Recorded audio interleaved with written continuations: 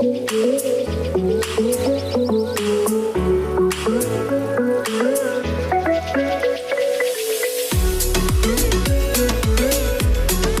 आपको वीडियो पसंद आती है तो प्लीज़ इसको लाइक करें, साथ में लाल सब्सक्राइब के बटन को दबाएं और बेल भी दबाएं ताकि जितनी नई वीडियोस हैं उसे आप लोग बाखबर होते रहें।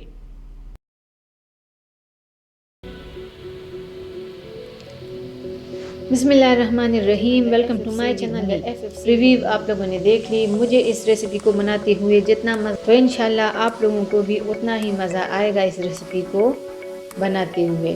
तो चलिए इसको बनाना शुरू करते हैं। ये इंग्रेडिएंट की लिस्ट है तो आप लोग यहीं से देख लीजिएगा। ये मेरे पास 2 अदद अंडे की सफ़ेदियाँ हैं। ये 2 अदद अंडे मैंने लिए थे, जर्दियाँ मैंने अलग की, वो मैं यहाँ पे यूज़ नहीं करूँगी, वो आप लोग किसी और रेसिपी में यूज़ कीजिएगा। ये रही इसकी जर्दियाँ, तो ये मैंने एक साइड पे रख दी।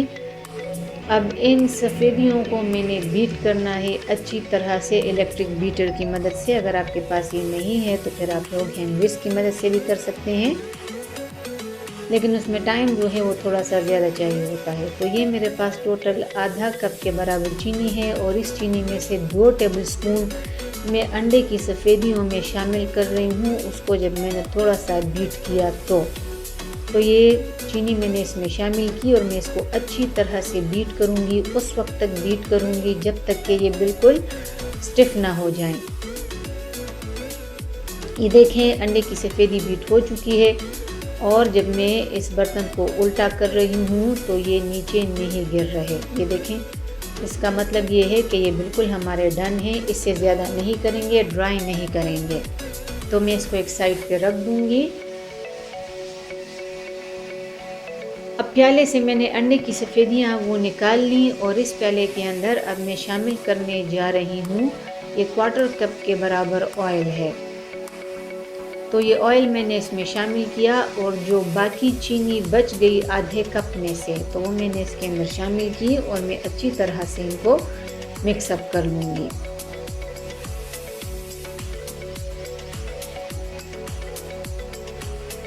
जब ये दोनों चीज़ें यहाँ पर थोड़ी सी कंबाइन हो गई तो अब मैं इसमें बाकी की चीज़ें शामिल करूँगी। उसमें सबसे पहले ये मेरे पास है दूध आधा कप, जो कि मैंने इसमें डाल दिया। क्योंकि हम जर्दियाँ नहीं डाल रहे तो इसलिए इसमें मॉइस्चर थोड़ा सा कम है, तो इसलिए मैंने आधा कप दूध शामिल किया। उसको अच्छी तरह से मिक्स कर लेने के बाद अब मैं इसमें शामिल करूँगी जो हमारे पास है मैदा जो है वो मैं ले रही हूँ, मैं पहले डाल रही हूँ वनीला एसेंस 1 टीस्पून के बराबर, ये देखें। और ये शामिल करने के बाद मैं इसमें शामिल करूँगी मैदा, जो कि मैं ले रही हूँ 1 कप। तो 1 कप मैदा जो है वो मैं इसमें शामिल कर रही हूँ। ये मैंने इसमें डाल दिया और इसके साथ ही मैं शामिल करूँगी इसमें बेकिंग पाउडर। ये आप लोग देख लें 1 टीस्पून के बराबर बेकिंग पाउडर मैंने इसमें डाल दिया। पहले ऐसे ही थोड़ा सा मिक्स कर लेते हैं और अब मैं इलेक्ट्रिक बीटर की मदद से उसकी स्पीड को कम करके अच्छी तरह से इसको आपस में कंबाइन कर लूँगी। क्योंकि मुझे अपना स्पॉन्ज बिल्कुल वाइट चाहिए जैसे कि उसमें होता है, तो इसलिए मैं जर्दियाँ शामिल नहीं कर रही क्योंकि उससे पीला हटाती है। अगर आप मेरे चैनल पे नए हैं तो चैनल को सब्सक्राइब करें, वीडियो लाइक करें, शेयर करें और बेल आइकन को दबाना ना भूलें ताकि नोटिफिकेशन आप लोगों को सबसे पहले मिलती रहे। मिक्सिंग मेरी यहाँ पर कंप्लीट हो चुकी है। अब मैं इसमें जो एग वाइट्स जिसको हमने बीट किया था तो बिल्कुल हल्के हाथ से मैं मिक्सअप करूँगी। इसकी जो झाग है वो बुझनी नहीं चाहिए, यही हमारे केक को बहुत ज़्यादा फ्लफ़ी करेगी। तो इस बात का हमेशा ध्यान रखें और मिक्सिंग नहीं करनी। अब हम बीटर इस्तेमाल नहीं करेंगे, बहुत ही जेंटली मैं इसको मिक्सअप कर रही हूँ और यही खासियत होनी चाहिए किसी फैटलेस या स्पॉन्ज केक की, वो बहुत ज़्यादा लाइट होता है। तो ये अंडे की सफ़ेदी उसको बहुत ज़्यादा लाइट बनाती है। ये देखें मैं इसको किस तरह से मिक्सअप कर रही हूँ।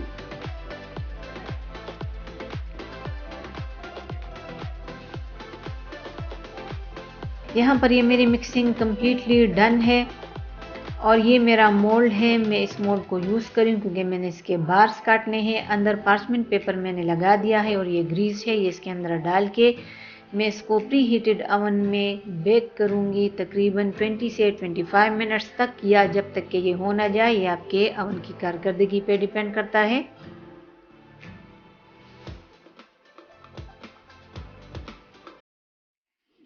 व्यूअर्स, यहाँ पर ये मेरा केक जो है वो बिल्कुल डन है, ये कंप्लीट हो चुका है। मैंने ऊपर थोड़ी सी आइसिंग शुगर डस्ट की है ताकि ये चिपके नहीं। तो अब मैं इसको प्लेट में उल्टा करके निकाल रही हूँ। ये बहुत आसानी से निकल आया क्योंकि नीचे पार्चमेंट पेपर हमने बिछाया था। ये देखें, इसकी टोटल थिकनेस है, हमें इतना ही थिक चाहिए, इससे ज़्यादा नहीं। और अब मैं ये बटर पेपर हटा रही हूँ।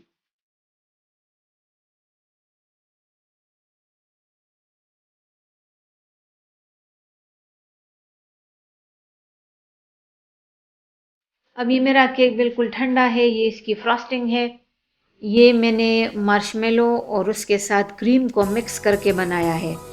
तो आप ऐसे भी कर सकते हैं। ये स्ट्रॉबेरी फ्लेवर में है, किसी भी फ्लेवर में आप लोग इसको बना सकते हैं। खाली क्रीम भी डाल सकते हैं बीट करके।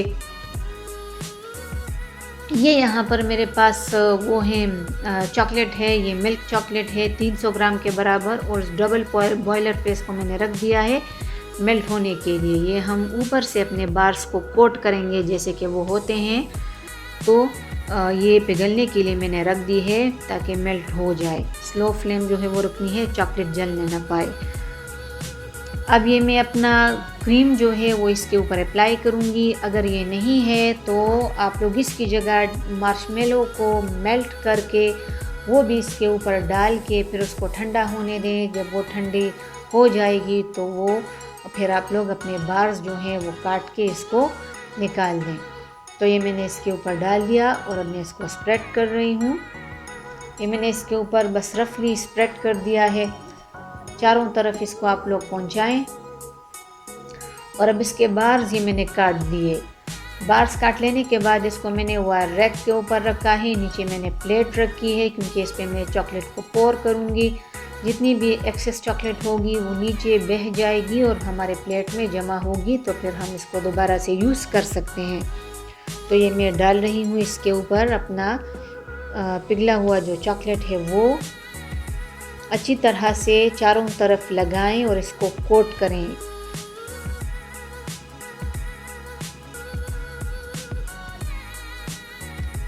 आराम आराम से डालें ताकि हर जगह से आपके बार्स जो हैं वो कोट हो जाएं।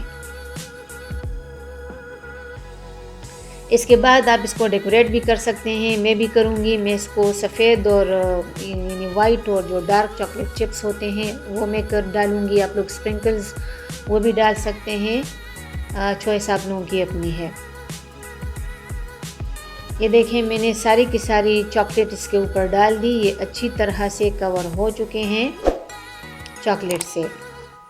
और इसी टाइम पे ही आप लोगों ने इस पे जो कुछ भी डालना है वो डाल दी, क्योंकि बाद में जब चॉकलेट ठंडी हो जाएगी तो फिर चीज़ें जो हैं वो इसके साथ यानी स्टिक नहीं होंगी।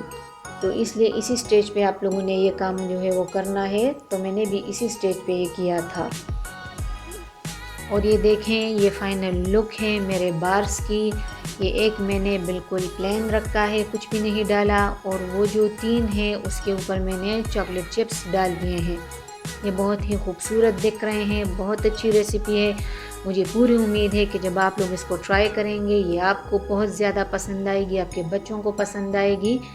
वीडियो अगर पसंद आती है तो ज़रूर इसको लाइक करें। अब मैं इसको अंदर से दिखाती चलूँ कितने, ये देखें कितना सफ़ेद मेरा स्पॉन्ज है, उसके ऊपर उसकी फ्रॉस्टिंग और ऊपर चॉकलेट जिससे इसको मैंने कोट किया। ज़रूर इस रेसिपी को शेयर करें। वीडियो देखने के लिए बहुत बहुत शुक्रिया।